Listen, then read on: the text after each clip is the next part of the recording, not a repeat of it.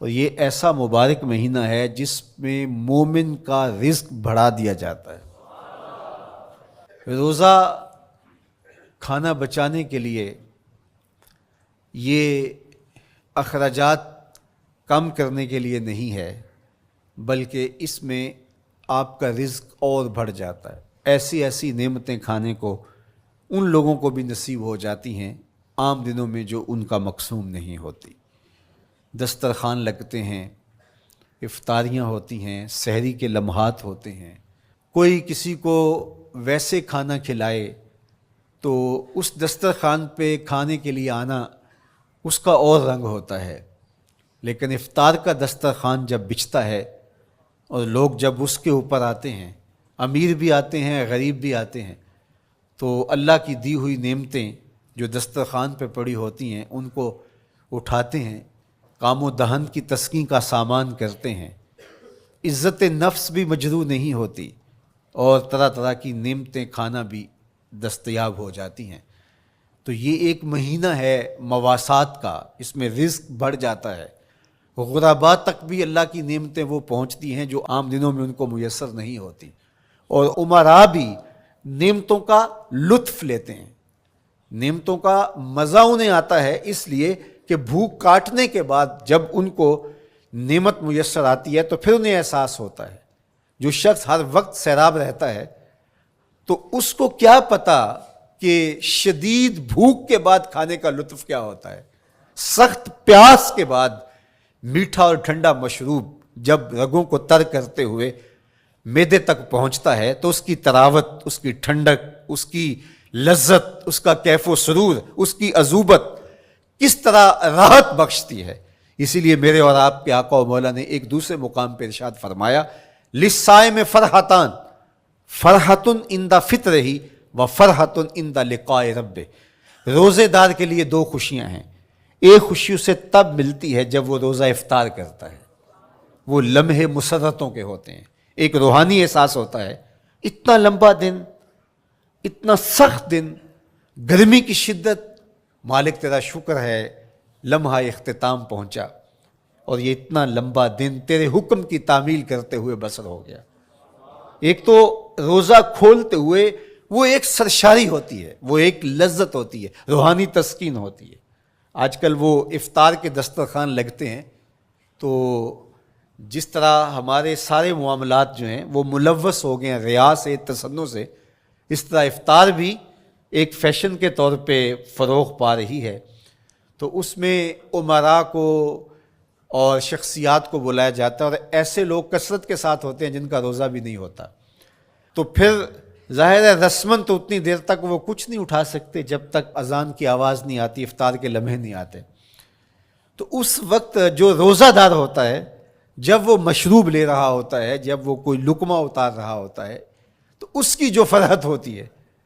اور جس نے روزہ نہیں رکھا اور وہ بھی افطار کے دسترخوان پہ بیٹھا ہے، تو کیا اس کو کوئی روحانی حظ، کوئی سرور، افطار کے لمحوں کا کوئی لطف مل سکتا ہے؟ وہ بیچارہ کتنا بے چین ہوتا ہوگا کہ یہ شخص ہے کمزور ہے، سارا دن مزدوری کر کے آیا ہے اور اس کا بھی تو سارا دن گزر گیا بھوک اور پیاس سے، اور میں صحت مند ہوں اور سارا دن ٹھنڈے ماحول میں رہا ہوں اور مجھے توفیق نہیں ملی، تو وہ گھونٹ کتنے مشکل اس کے لیے ہوتے ہوں گے۔ اور روزہ دار کے لیے کس قدر وہ آسودہ بخش لمحے ہوتے ہیں کہ جب اس کو یہ مسرت ہو رہی ہوتی ہے کہ مالک تیرا شکر، گرم موسم، زباں کانٹا، حلق خشک، اور تو نے تکمیل تک لمحے پہنچائے اور میرا دن خیریت سے گزر گیا، تو وہ اس کے لیے ایک خوشی کا لمحہ، روحانی مسرت کی کیفیت۔ اور دوسری کہ جب وہ ٹھنڈا اور میٹھا مشروب، سارے دن کی سوکھی ہوئی زبان اور خشک حلق، اور انسان کی جو ہے وہ رگیں بھی، انتڑیاں بھی خشک ہو چکی ہوتی ہیں، تو ٹھنڈا اور میٹھا مشروب جب انسان کے معدے کی طرف بڑھ رہا ہوتا ہے، زبان بولے نہ بولے، ایک ایک رواں اللہ کی حمد بول رہا ہوتا ہے، اور تشکر انسان کے رگو ریشہ سے ادا ہو رہا ہوتا ہے، اور اس کی کیفیت، اس کی سرشاریاں، اس کی لذتیں وہ دیکھنے کی ہوتی ہیں۔ تو کہا للصائم فرحتان، روزے دار کو تو ایک فرحت اس وقت ملتی ہے عند فطر ہی، جب وہ روزہ کھولتا ہے، روحانی فرحت بھی جسمانی فرحت بھی، وَفَرْحَةٌ عِنْدَ لِقَاءِ رَبِّهِ، اور دوسری فرحت اور دوسری خوشی اسے تب ملے گی جب اس روزے کے صلے میں اللہ تعالیٰ اپنے رخ انور سے پردہ اٹھا دے گا اور روزہ دار کو اپنے دیدار کی دولت عطا کرے گا، تو وہ پھر منظر دیکھنے والا ہوگا، روزہ دار کی آنکھیں ٹھنڈی ہو جائیں گی۔ اصل افطار تو وہ ہوگی نا، اللہ اکبر، اصل تو شربت دیدار ملے گا جو روح کی پیاس بجھا دے گا، جو من کی بھوک مٹا دے گا۔ تو کہا للصائم فرحتان، فرحۃ عند فطرہ وفرحۃ عند لقاء ربہ، روزہ دار کے لیے دو خوشیاں ہیں، ایک خوشی وہ ہے جب اس کے جسم کی پیاس بجھتی ہے، اور ایک خوشی تب ملے گی جب روح کی بھوک مٹے گی، جب من کی پیاس بجھے گی، اور پھر وہ سرشاریوں کے عالم میں دیکھتا ہی چلا جائے گا، اور وہ سیراب ہی نہیں ہو پائے گا کہ میں ان دو آنکھوں سے دیکھ رہا ہوں، کاش کہ لوں لوں دے مڈ لک لک چشمہ، ایک کھولا تے ایک کجا ہوں۔ وہ اس آرزو میں ہوگا کہ میرا رواں رواں آنکھ بن جائے اور میں اس دیدار سے فیضیاب ہوتا چلا جاؤں۔ تو وہ کیا لمحے ہوں گے، وہ کیا گھڑیاں ہوں گی، وہ کیا ساعتیں ہوں گی، کوئی لفظ نہیں ہے جن لفظوں میں ان حقیقتوں کو بیان کیا جا سکے، اس لیے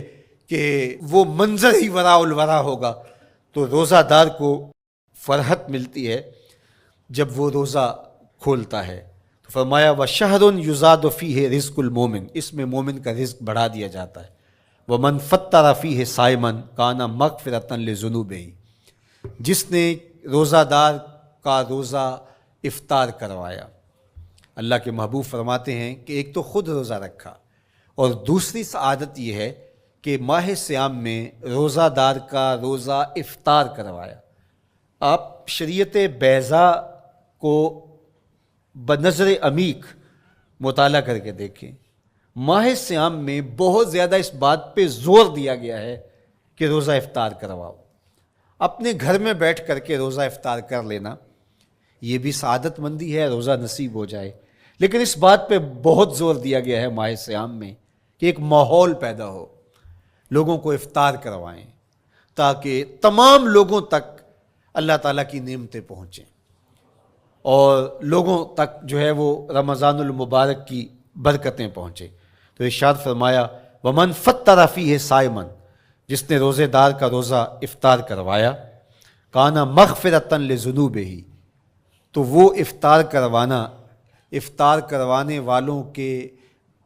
گناہوں کی بخشش کا ذریعہ بن جائے گا، یہ افطاری گناہوں کی مغفرت کا سبب بن جائے گی۔ وَعِتْقَ رَقْبَتِهِ مِنَ النَّارِ، اور آتش دوزخ سے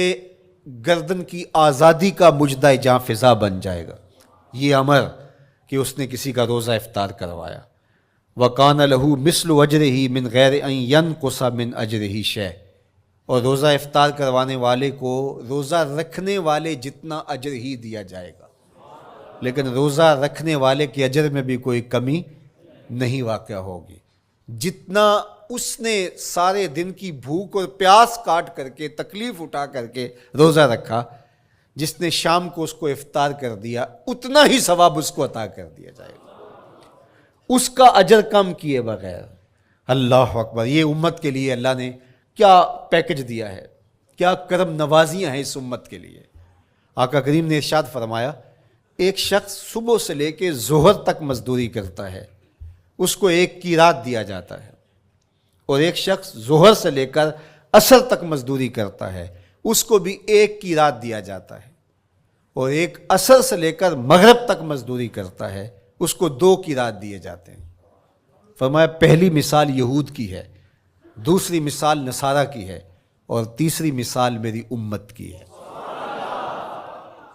یہودیوں نے اور عیسائیوں نے اس پہ اعتراض کیا کہ ہمارا اجر کیوں تھوڑا ہے، تو میرے اور آپ کے آقا و مولا نے فرمایا تمہارا تھوڑا نہیں، ہمارا زیادہ ہے۔ آج کل اگر 1000 روپیہ مزدوری چلتی ہو مزدور کی، تو کوئی شخص صبح سے شام تک ایک شخص سے مزدوری کروائے اور 1000 روپیہ دے دے، اور دوپہر کو اڈے سے جا کے ایک مزدور اور لے آئے، شام کو اس کو بھی 1000 روپیہ دے آئے، اور ایک شخص کو عصر کے وقت لائے اس کو 2000 روپیہ دے دے، تو 1000 والا کہے کہ میرے سے زیادتی ہوئی ہے تو اس سے زیادتی تو نہیں ہوئی، اسے تو پوری مزدوری دی گئی ہے. اب اس پہ مہربانی ہوئی ہے، اس پہ رحمت ہوئی ہے. تو کہا یہود اور نصارہ کی یہ مثال ہے، ایک صبح سے ظہر تک مزدوری کرے اس کو 1 قرات، ایک ظہر سے عصر تک مزدوری کرے اس کو بھی 1 قرات، اور تیسرا بہت تھوڑا وقت عصر سے مغرب تک مزدوری کرے اس کو 2 قرات. کہا یہ امت محمدیہ علی صاحب الصلوات کو دیا گیا نور ہے.